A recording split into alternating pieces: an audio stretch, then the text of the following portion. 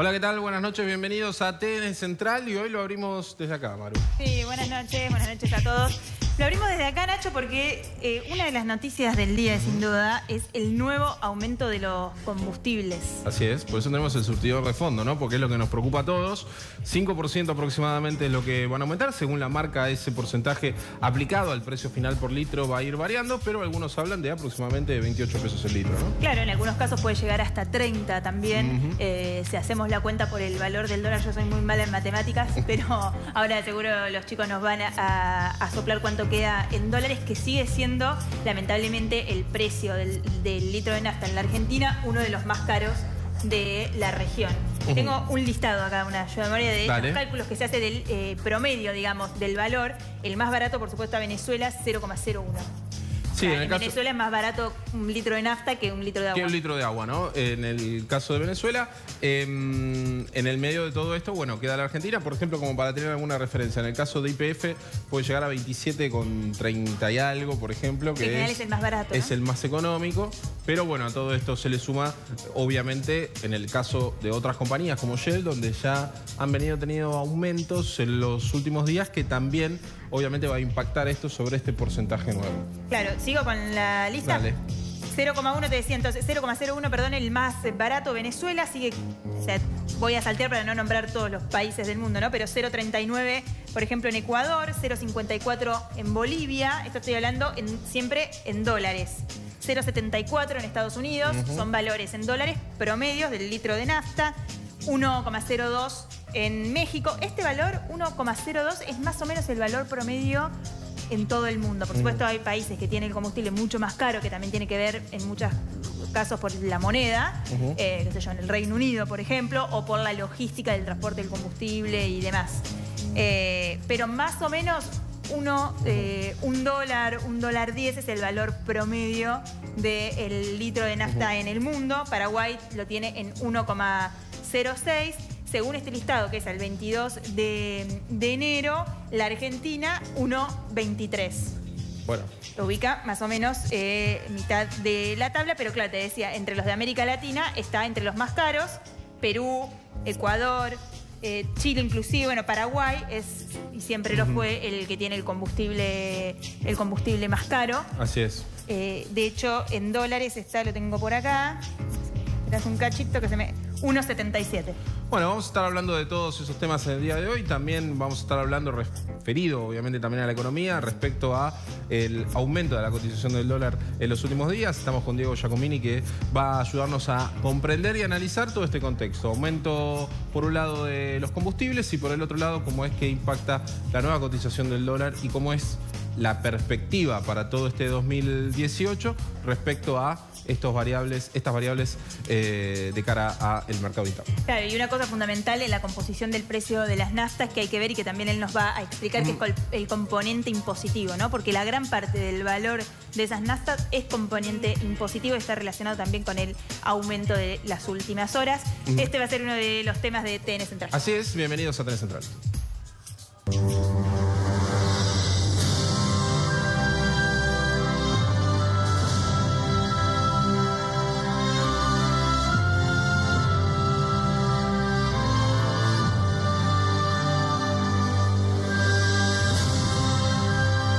Creo que nuestro agradecimiento, en primera instancia, el haber celebrado una fiesta de la democracia como es cada día que se celebra una elección.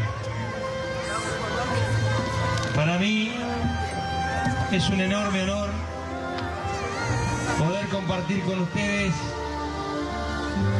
un tercer mandato como intendente elegido por el pueblo de Lincoln. Es alevoso el grado de impunidad que llevaron adelante a los efectos de cometer estos delitos, de fondos que eran destinados para obra pública, salud, educación, cumplan ese círculo delictivo, terminando en esta falsificación, en esta adulteración de documentación, para cobrar en mano el cheque que era dinero de la gente, ¿no? Y llevárselo al bolsillo. Quiero decirles a todos ustedes que hoy hemos recibido una caricia del corazón. Nos encontramos con muchos hechos de corrupción y delitos, y el mes 9 de septiembre del 2016 presentamos una denuncia. Quiero que les quede claro que para este hombre que gobierna y para todo este equipo de gente que lo acompaña, nunca hubo ciudadanos de primera y de segunda. Desde el lugar más recóndito, donde a veces nos toca perder, como puede ser un pueblo del partido, siempre son hermanos de la misma tierra, siempre son hermanos e hijos de la misma madre que se llama Lincoln. Tenemos que buscar la senda del encuentro que nos permita a los argentinos y a los bonaerenses y por sobre todas las cosas a los linqueños encontrar el camino que nos permita vivir mucho mejor, con más obra pública, con más villas populares, con mejor salud, con más educación, con más producción y con más saber para todos ustedes. Muchas gracias. Los abrazos para el muchas gracias a todos aquellos que depositaron la fe, la alegría y la confianza en nosotros.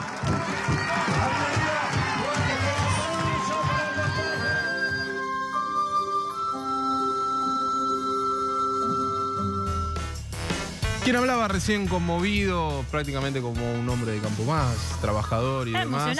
Emocionado. Era... No porque no tenés corazón, no te conmueve nada. Se me ha endurecido a lo largo de los años. Jorge Fernández, y es el ex intendente de Lincoln que hoy terminó preso por estar imputado en aproximadamente 39 hechos de corrupción, en donde a líneas generales tenemos asociación ilícita, sí, también malversación de fondos públicos. Sí, son muchos y varios los delitos que los vamos a estar repasando en un ratito uno a uno, y como decías vos, son 39 hechos, todos hechos de corrupción los que se le imputan, maniobras que cuando se las expliquemos seguro que les van a sonar conocidas, porque venimos hablando lamentablemente acá en TN Central todos los días de esto. Con relación a los sindicalistas, ahora con un ex intendente. Y yo me acordaba, Nacho, cuando se conoció hoy esta información, porque este hombre fue detenido hoy junto con otros exfuncionarios, de la nota que le hacíamos a Julio Contegrán, acá el procurador de la provincia de Buenos Aires, cuando nos adelantaba que había varias causas que estaban abiertas en la provincia de Buenos Aires y que iban a avanzar, y que en los próximos días íbamos a tener novedades sobre casos de corrupción institucional. Así es. Y eso es lo que es este caso, ¿no? Un caso de corrupción institucional donde claramente el ex intendente, un hombre además, bueno, recién lo veíamos, ¿no? De un perfil alto, que hizo la campaña con Cristina Kirchner en las últimas elecciones. De hecho, Cristina estuvo ahí, fue un hecho paradigmático que todos recordamos de la campaña. Bueno, ahí estamos viendo algunas de las imágenes, porque fue a un tambo, ¿te acordás? En plena campaña. Bueno, vos estuviste ahí. Así es, porque obviamente Fernández estaba ligado con el área de la explotación ganadera, particularmente con lo que tiene que ver con los tambos en Lincoln. Lincoln es una zona mayormente de tambos, hay también mucha fabricación de quesos y todo lo que tenga que ver con derivados de lácteos. En su momento, en la campaña legislativa para las últimas elecciones de 2017, Cristina Fernández estuvo en Lincoln. En su momento llamó la atención porque se empezó a hablar de esta famosa campaña silenciosa, donde Cristina Fernández iba a visitar un lugar y no hablaba, ¿no? En ese caso hubo también una anécdota que encerraron a unos periodistas para que no le hicieran preguntas a Cristina Fernández, y durante esa campaña, en la cual se grabó un spot, Cristina Fernández estuvo en dos lugares físicos, dos propiedades que están mencionadas y siendo investigadas en esta causa de corrupción y de defraudación a la administración pública. Una es la casa de Fernández en el centro de Lincoln, y el otro es un tambo que es propiedad también de la familia de Fernández. Nosotros, claro. ¿Te acordás que perdón Nacho, que cuando se armó todo ese lío por la visita de Cristina, el encierro del periodista, esta cosa de que no podía entrar la prensa, pero ella después hacía toda la difusión por las redes y demás, él después salió y negó, dijo, yo no tengo ningún tambo, no, yo prácticamente vivo de la política, y la política para mí es un servicio público. Exactamente. En ese momento estuvimos en Lincoln y este fue el informe.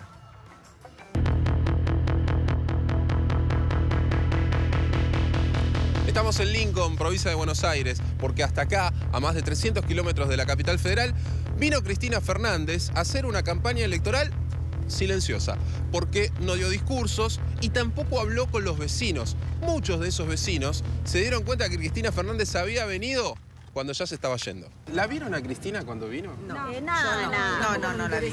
Fui a un negocio y vino Cristina, que esto, que lo otro, pero no, yo ni sabía que venía. No sabíamos nada nosotros. El lugar donde viene y a qué viene con fórmulas mágicas solucionar problemas, en este caso de Tambo, al Tambo de quién va, ¿no? Que lo atendió el mismo sobrino del ex intendente, sabemos de la causa de corrupción que hay.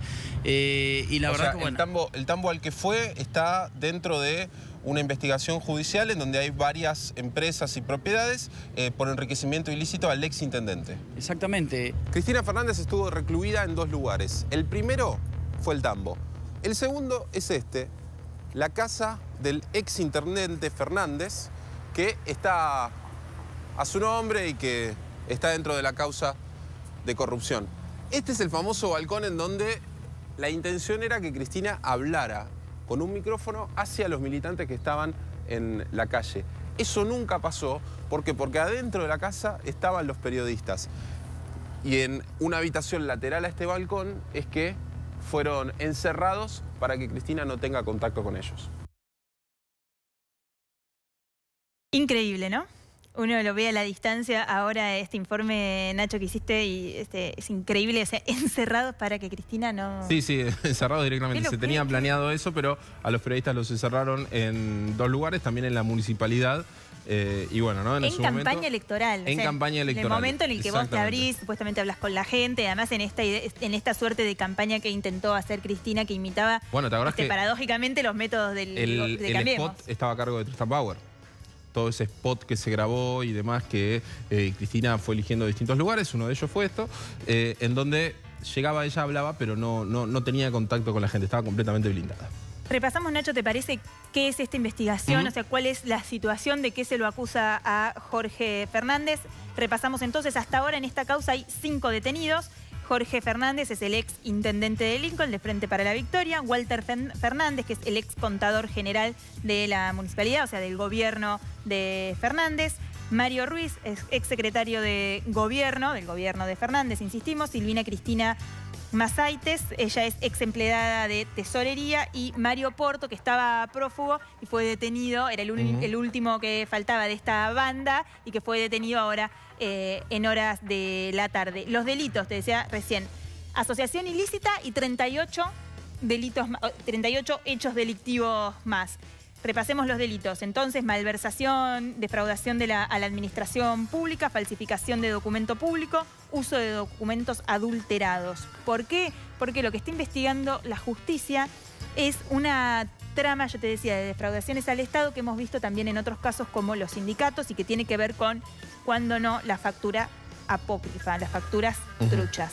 En este caso, ¿qué es lo que está... O sea, tendría casi comprobado la justicia, que había contrataciones inexistentes, o sea, la municipalidad contrataba proveedores o inclusive compraba insumos a sociedades existentes.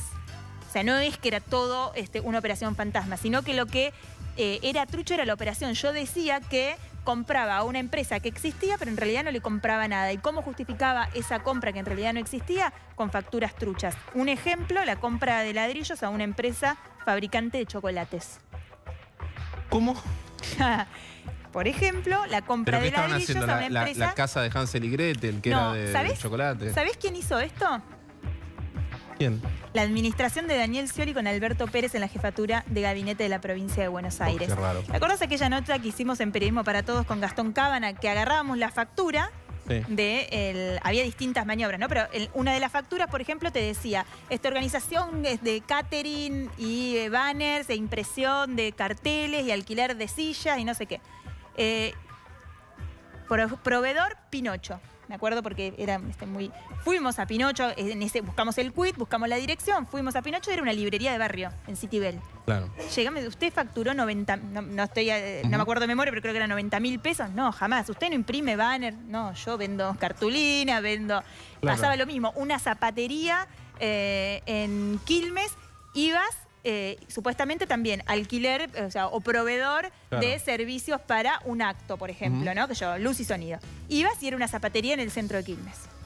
Esa misma maniobra es la que la justicia habría encontrado en el municipio de Lincoln. Quien lleva la causa es el fiscal de Junín, Javier Ochaiz Puro.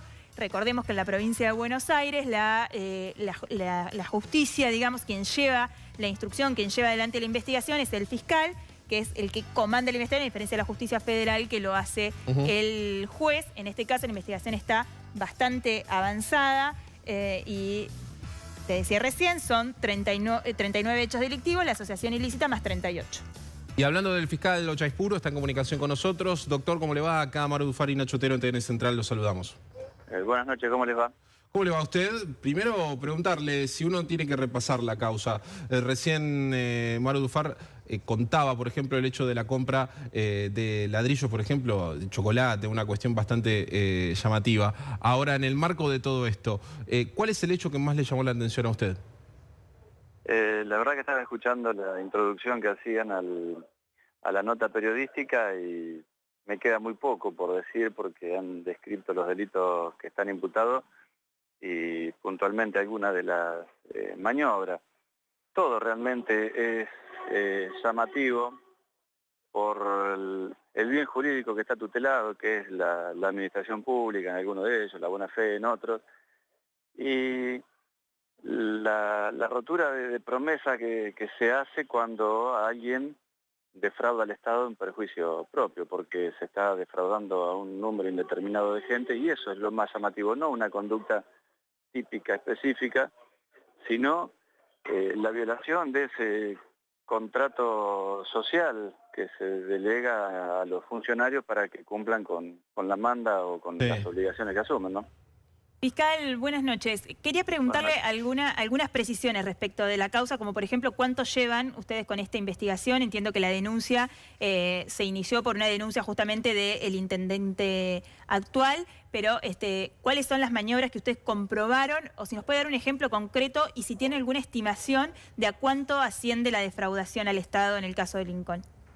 Esto vamos a tratar de ordenarlo cronológicamente. Esto arrancó con una denuncia que no solo suscribió el intendente, sino también casi la totalidad de los concejales, a raíz de la detección de algunas irregularidades que se habían observado. A partir de ahí, eso por el año 2016, se comenzó a investigar. Se sigue investigando, se siguen incorporando elementos de cargo y a medida que íbamos avanzando se iban presentando nuestros nuevos frentes para investigar.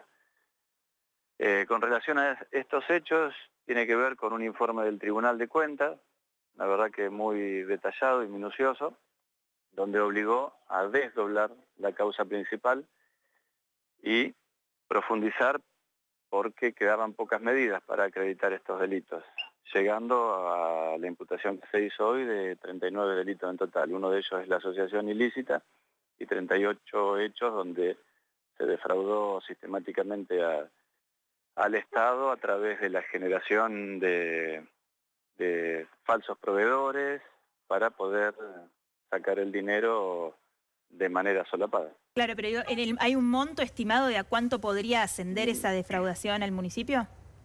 No se precisó porque todavía no estamos terminando la fase de la imputación, pero hemos hecho algunas aproximaciones que no son formales y no figuran en la causa, pero es una importante suma de dinero, teniendo en cuenta los valores del dólar del año 2011, Claro. Con relación a los montos que tenemos acreditado hasta ahora. ¿Se anima a darnos una idea, para tener una idea si estamos hablando de 100.000 pesos o estamos hablando de millones de pesos, ¿no? Aunque sea informal, digo, lo entiendo y que todavía hay que trabajar, pero aunque sea para tener una estimación de qué monto estamos hablando. Decir porque como no lo tenemos documentado en la causa, está bien. Sería, pero es mucho el dinero, solamente del año 2011. Sí. Fiscal, por último, respecto a la situación de las personas que también están involucradas en esta maniobra junto con el exintendente, ¿queda algún prófugo? ¿Están todos detenidos? No, un minuto antes de que ustedes llamaran me habían notificado de la detención de la última persona que faltaba efectivizarse, así que están... Se trata de Porto, ¿no? Sí, exactamente. Perfecto. Muchísimas gracias, fiscal, por este contacto con TN Central. Gracias a ustedes.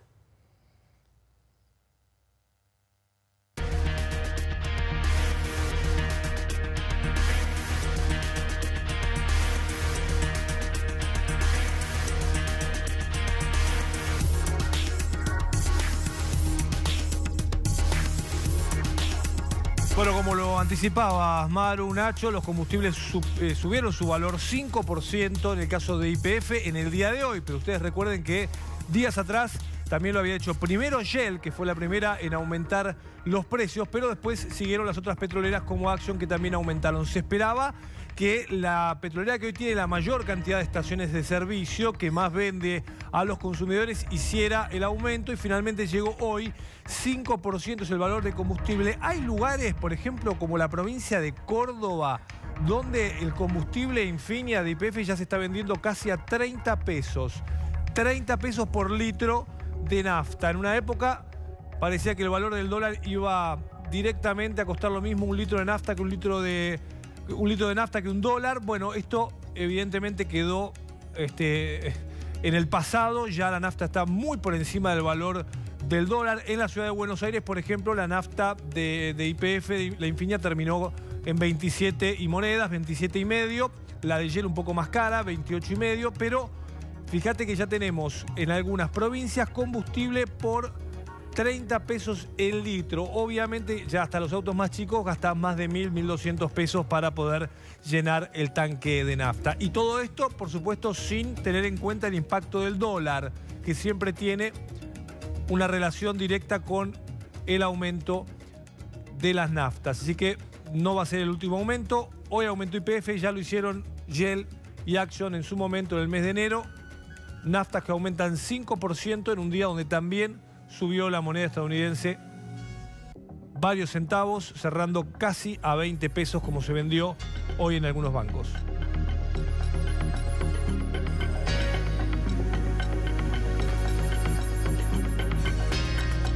Bueno, y recién estábamos hablando, ¿no? Fuera de micrófono con Diego Giacomini, porque es economista, está para ayudarnos a entender todo esto, y le hacemos una pregunta que obviamente se hacen todos los argentinos. ¿Van a seguir aumentando las cosas? ¿Va a haber más aumentos? ¿Qué perspectiva tienen? Primero, gracias por venir. No, buenas noches. Un placer, gracias por la invitación.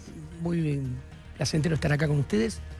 Mira, yo no soy optimista con el panorama de inflación, tipo de cambio, política monetaria para el 2018. Yo creo que el 2018 va a ser un año bastante movidito. Cuando miro para adelante, yo creo que la inflación del 2018 hay alta probabilidad que sea bastante parecida a la del año pasado. ¿Pico? Exactamente. ¿Por qué? Muy parecida al año pasado. ¿Por qué? Porque si nosotros... Hay varios ingredientes que te hacen pensar a mí esto, ¿no? Que, entre paréntesis, es mi especialidad como economista. Moneda. Primero, inicia el 2018. En enero del 2018 estamos tan o más lejos de la nueva meta de inflación para el 2018 que lo que estábamos en enero del 2017 con respecto a la meta de inflación para el 2017. A ver, recordemos, la inflación hoy es de... Mirá, calculada, o sea, la meta del año pasado era 17% y la inflación terminó siendo 25%. Cuando había empezado el año, enero de 2017, las expectativas de mercado, más o menos de inflación, rondaban el 20%, o sea, 3 puntos por arriba de la meta. Hoy en día, acaba de cerrar el año pasado con inflación del 25%. Si tomamos los últimos datos de inflación mensual, redondeemos, hagamos un numerito promedio de los últimos meses y del que va a venir ahora de enero y febrero, que es, seamos generosos. 23, pongámosle. 2% mensual, eso es 26 anual. Y las expectativas de inflación para fin de año están, el año pasado estaban 3 puntos por arriba de la meta, hoy están más de 3 puntos por arriba de la meta que en 2015, con un agregado que tampoco suma, que es negativo. El año pasado, a principio de año, el Banco Central tenía mucha más credibilidad, mucho más reputación que al comienzo de este año. ¿Por qué? Porque al comienzo de 2017, acuérdense, la inflación en el 2016 había cerrado en 1.3 en diciembre y en 1.2 en noviembre. O sea, el Banco Central la había bajado fuertemente. O sea, Federico Sturzenegger había ganado mucha reputación, mucha credibilidad. ¿Y eso por qué es importante? Porque con un Banco Central con mucha credibilidad y mucha reputación, convence a la gente que la inflación va a bajar. Y si vos convences a la gente, la inflación termina bajando. Ahora bien, hoy en día ya no tiene esa credibilidad y esa reputación. Entonces, todos estos ingredientes, sumándole el más importante de todos, que es la cantidad de dinero. ¿Por qué hay inflación? Mira, con un numerito me lo van a entender. La inflación siempre es la diferencia entre la cantidad de dinero, lo que crece la cantidad de dinero, lo que se le da a la maquinita. Lo que imprimimos de billetitos. El año pasado el Banco Central imprimió un ritmo de 27%. O sea, la inflación es igual a la diferencia entre lo que imprime menos lo que crece la economía. Pongámosle que el año pasado la economía creció 3%. 27 menos 3, ¿cuánto es? 24. No hacemos cuenta nosotros. 24. ¿Cuánto fue la inflación? 26 más o menos. 25%. O sea, ¿qué quiero decir? Y el Banco Central este año va a emitir más o menos encima la misma cantidad de dinero o muy parecida a la del año pasado, pero con menos credibilidad, menos reputación, expectativa de inflación más elevada. O sea, entonces, el mismo porcentaje del 27%, pero sumado a un contexto en el cual parece el escenario más desfavorable que el año pasado. Claro. ¿Por qué están aumentando los precios y aumenta el dólar, que es un precio más? Porque lo que es difícil, nosotros los economistas decimos, está cayendo la demanda de dinero. Y cuando cae la demanda de dinero, ¿sabés qué pasa?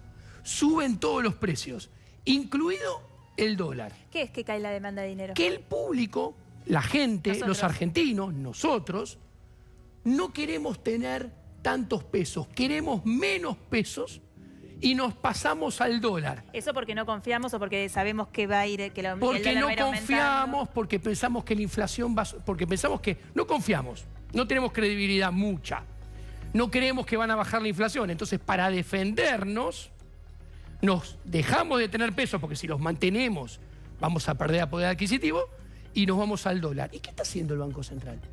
Está bajando la tasa de interés. Y si la tasa de interés bajó de 28,75 a 28 y de 28 a 27,25. O sea, bajó 1,5 puntos en menos de 10 días. Con menos tasa de interés la gente dice, yo me voy del peso y me voy al dólar. ¡Tuc! Y sube el precio del dólar, que hoy cerró un récord redondeando 19,80, 19,90. ¿Y qué pasa? Si sube el dólar, como los precios suben todos, incluido el dólar, ustedes tienen que imaginarse el país como un barco, ¿no? Con 3 agujeros. ¿Qué son los agujeros? Los agujeros son agujeros por donde entran plata, que es la maquinita, la emisión. El Banco Central imprimiendo billetes son los agujeros. Primer agujero, entra la maquinita para darle la plata a Duhovne para que pague jubilaciones, para que pague salarios, para que pague pavimento, para que pague el déficit fiscal. El segundo agujero es maquinita, pesos que entran. ¿Qué son?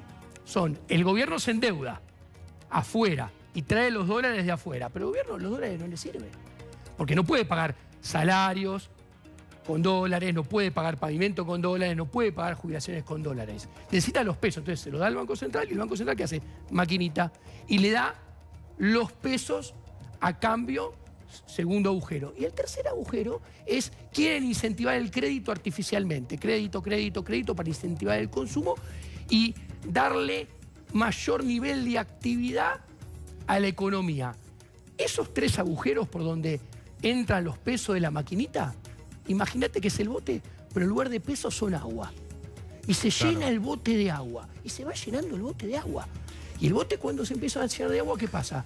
Se empieza a hundir. Pierde flotabilidad. ¿Y qué tiene Sturzenegger? En su mano tiene las Levax y la tasa de interés. Que imagínense que son 2 baldes. 2 baldes que está intentando sacar el agua del bote.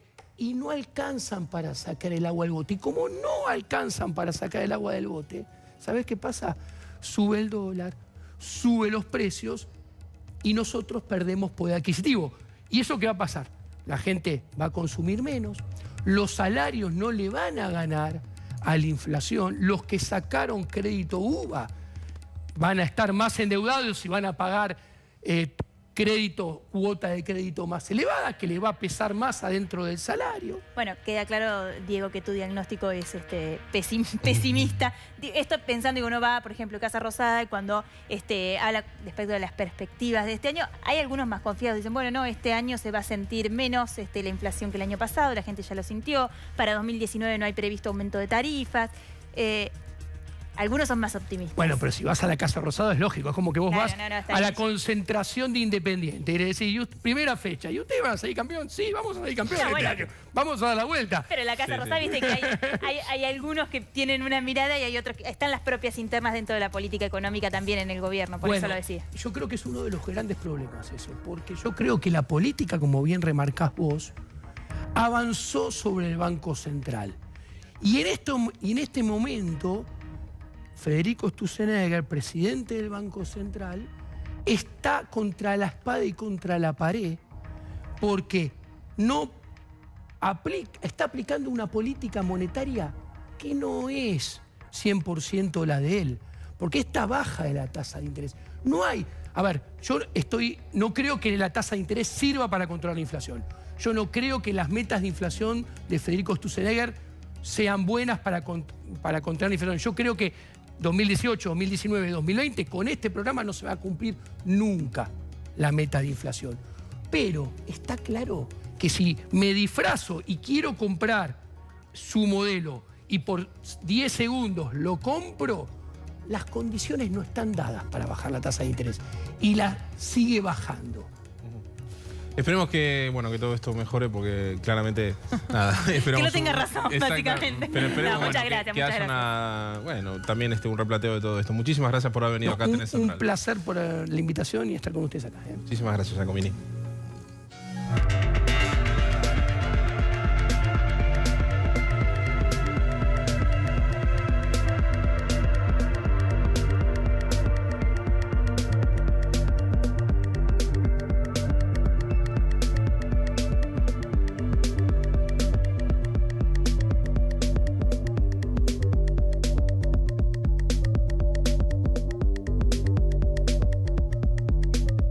Bueno, otra vez tenemos que hablar de sindicalistas complicados, en este caso de una intocable que empieza a tener algunos frentes abiertos en la justicia y se trata nada más y nada menos que del líder del sindicato de camioneros. Digamos, si bien está su hijo Pablo, sabemos que sigue manejando gran parte de las decisiones políticas del gremio, y del presidente del Club Atlético Independiente, Hugo Moyano. Exactamente, Hugo Moyano, que está siendo investigado ahora en diferentes causas, Nacho, y algunas que tienen que ver con sus propiedades, ¿no? Exactamente, tiene que ver con las propiedades de Hugo Moyano y vamos a repasar de alguna manera, como sucedió en el día de ayer, cuáles son las propiedades, y dentro de esas propiedades lo que está particularmente mencionado tiene que ver con la casa de Parque Leloir, la mansión que incluso en su momento en PPT se mostró que tenía caballeriza y todo, y en ese lugar se comparte también dirección con las empresas, o por lo menos algunas de las empresas que aparecen mencionadas como Ancora Construcciones, por ejemplo, en este holding que está siendo investigado por la justicia. Recordemos que la denuncia se radicó hace muy poco, el día de ayer, luego de una información que llega con documentación a un funcionario del gobierno de Vicente López. Claro. Ahí aparece incluso también el domicilio de otra propiedad de Moyano, en donde fija domicilio Liliana Zulet, que es la esposa de Hugo Moyano, y el teléfono de esa propiedad figura también como el teléfono comercial de una de estas sociedades, que todas son proveedores del sindicato de camioneros y también de la obra social. Claro, vos hablabas de las casas en Parque Leloir, alguna que ya hemos mostrado, que hemos conocido, que inclusive entonces la diputada Graciela Ocaña había denunciado. Son lo que se investiga, 2 casas quintas en Parque Leloir, valuadas con variación fiscal, o sea, esto es el mínimo de lo mínimo, 25 millones de pesos. 2 casas por ese valor, y estas empresas proveedoras del gremio, que vos decías, Nacho, recién, que están, en las que forma parte del directorio su mujer, Zulet, que son proveedoras en realidad de la obra social, que son Dixey y Anconra.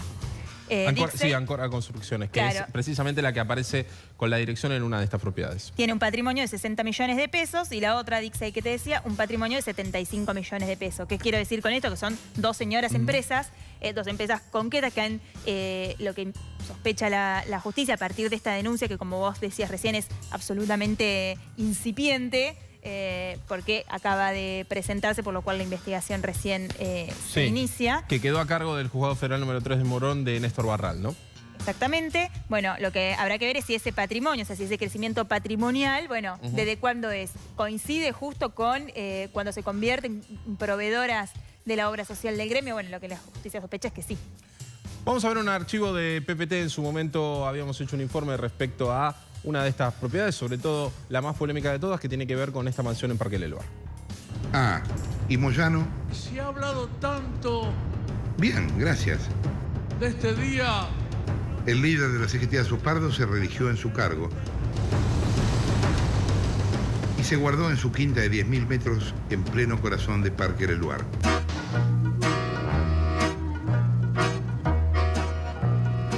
La compró en 2011 a través de una de las empresas de su esposa.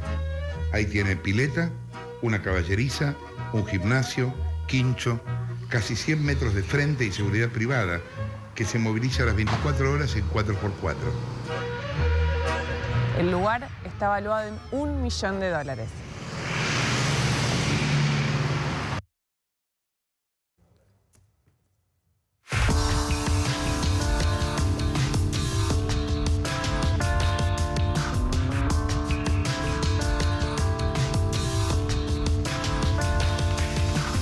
Ahora una noticia internacional que en realidad nos toca muy de cerca, Nacho, no solo por la vinculación que tiene con el caso argentino, sino por las características de esta investigación contra el expresidente de la Nación, Lula Ignacio da Silva, que paradójicamente es el candidato o el favorito para las próximas elecciones, Pepe, y que hoy tuvo una pésima noticia. Eso por lo menos decían las encuestas, o lo dicen todavía, más del 30%, algunos dicen que hasta el 36%, hay algunos que señalan que hay una trampita ahí, que en realidad ese 36% es la base electoral del Partido de los Trabajadores y que no va mucho más allá de eso, pero lo cierto es que era el candidato con mayor consenso hasta el momento para quedarse con las elecciones que van a ser llevadas adelante en el mes de octubre.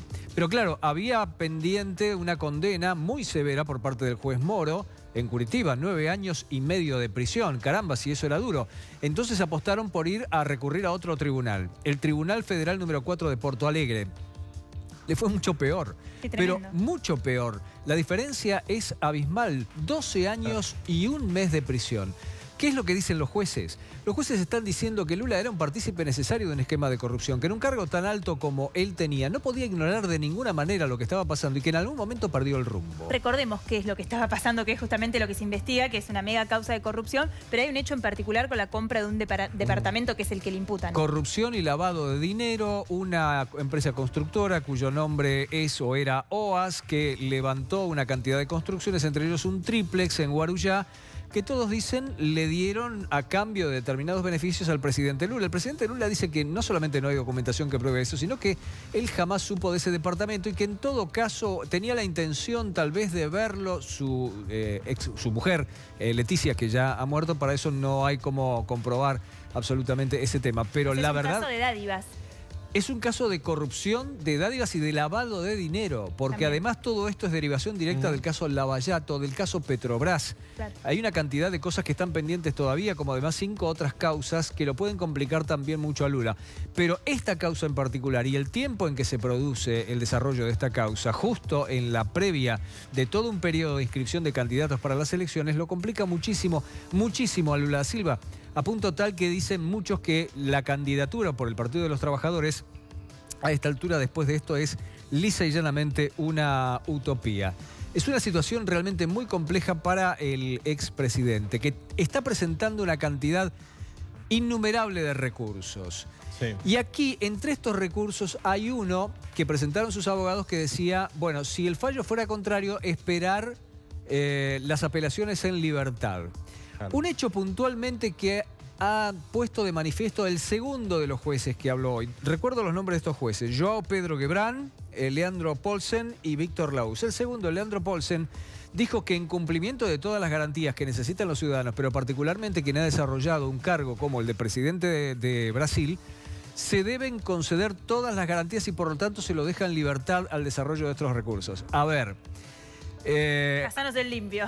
Paso en limpio. Lula preso.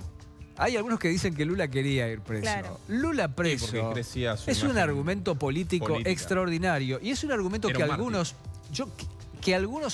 Yo no lo apuesto, pero algunos apostaban a que podía incendiar la calle. De hecho, se quedaron helados en el Partido de los Trabajadores porque hay muchos que dicen que además esto tira abajo varias estrategias. Primera, la de Lula candidato único. Ellos dicen que de ninguna manera, aunque a Lula se le impidiera, iban a poner otro candidato de cara a las elecciones del mes de octubre. Y la segunda, la de radicalizar la situación en la calle, con Lula preso. Esto, a algunos referentes del Partido de los Trabajadores, no todos quieren esta estrategia, pero a algunos referentes se le hubiera facilitado mucho. Una estrategia que por otra parte hay algunos analistas políticos que dicen que se puede extender para este segmento político, para este sector de la izquierda política, en buena parte de la región. Ahora, hablábamos al principio, y Maru recordaba, también con este análisis, ¿no? Diciendo, bueno, hay ciertos patrones, por lo menos a tener en cuenta, pero te invito a ver lo siguiente, porque la empresa por la cual fue condenado Lula, que tiene que ver con OAS, la empresa que compró este departamento, está siendo investigada en Argentina puntualmente por dos cuestiones en particular. Primero, por la construcción del acueducto en Chaco, que quedó construido apenas en un 65%. Y segundo, porque uno de los valijeros de OAS, que declaró el mismo ser valijero de OAS para América Latina, Carlos Alexander de Sousa Rocha, a medida que empezaban a abrirse los pliegos para la licitación de la construcción del acueducto en Pampa y también de un gasoducto en La Pampa y del acueducto en Chaco, empieza a entrar por la triple frontera, teniendo el domicilio legal en Pernambuco, a 1.305 kilómetros de distancia, y por un fragmento de 1 hora por el puente internacional Tancredo Neves, y después volviendo a entrar a Brasil. Nunca había visitado la Argentina en su vida, un hombre de 50 años, y empieza a visitar la Argentina justo cuando se empiezan a licitar esas obras. Si te parece, vemos un informe que hicimos en su momento con la obra de Chaco, ¿no? Que es este acueducto que nunca termina. Estamos en Las Breñas, Chaco, a 260 kilómetros de Resistencia, en donde está la toma de agua del acueducto. Acá la falta de obras afecta directamente el día a día de la gente. ¿Este agua para qué la usan? Y para lavar nomás. Para lo único que se puede usar. Sí, porque vamos a buscar con bidones de otro lado para tomar. De otro pozo más limpio, ¿no? Porque este es muy sucio. El acueducto iba a tener 500 kilómetros desde Gancedo hacia Resistencia, corriendo en paralelo a la ruta. Esto iba a ser una de las bocas de inspección, en donde se entrara a hacer tareas de mantenimiento. Hoy simplemente es un hueco al costado de la ruta. Tras la salida de la empresa brasileña del país, la obra quedó así, a la intemperie, material que pagó el Estado argentino. Hay una parte que se puede volver a usar, pero otra que quedó completamente inutilizada. Estamos a orillas del río Paraná, en Resistencia. Del otro lado, enfrente, la ciudad de Corrientes. Acá iba a empezar el acueducto. Iba a haber unas turbinas que chuparan el agua pendiente arriba y la llevaran para la zona de Gancedo y las localidades aledañas. Hoy, después de casi 10 años, del acueducto solamente queda esto.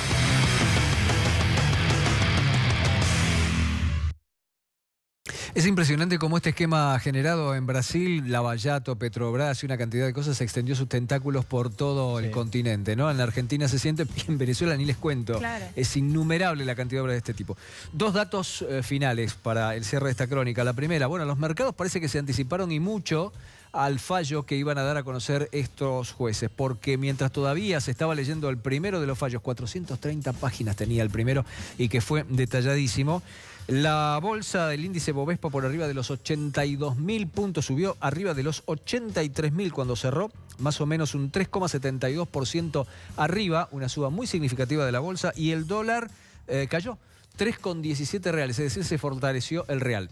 El otro párrafo es para Michel Temer, para el presidente de Brasil, que como ustedes saben está en Davos, ¿no? Entonces obviamente se le preguntó y dijo, no quiero pronunciarme, son cosas que tienen que ver con la justicia, pero no podía faltar la frase sugestiva. Dijo, mis detractores están presos o están desmoralizados. Contundente, con la misma cara de hielo con la que se mueve siempre, dicen que es un demonio entre las sombras para moverse políticamente. Que también está investigado, ¿no? que también está Porque investigado. también, digámoslo, que tampoco quedó afuera de Pero la... no está tocado. No, Por no, el bueno. momento no está Es el tocado. único que puede decir piedra libre. Y lo otro que dijo fue a los ministros silencio estampa, como decía el Coco Basile. Silencio a todos. No quiero un solo pronunciamiento de nadie respecto de este tema. Gracias, Pepe. Nada. Y Pepe hablaba recién de Davos, el presidente de Brasil está ahí y nosotros vamos a estar hablando de Davos porque nuestro presidente también está en esta supercumbre de negocios, así que en un ratito Franco nos va a contar qué fue lo que pasó en el día de ayer. Pausa y volvemos.